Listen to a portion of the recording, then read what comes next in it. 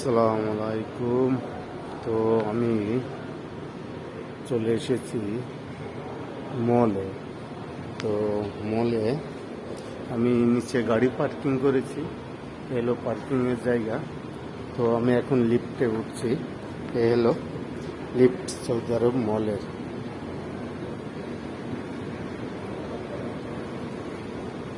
এ হলো সৌদি আরবের লিফট। এই মলের নাম হলো অলাইয়া মল। তো আমি এখন ভিতরে যাচ্ছি, আপনাদের দেখাই।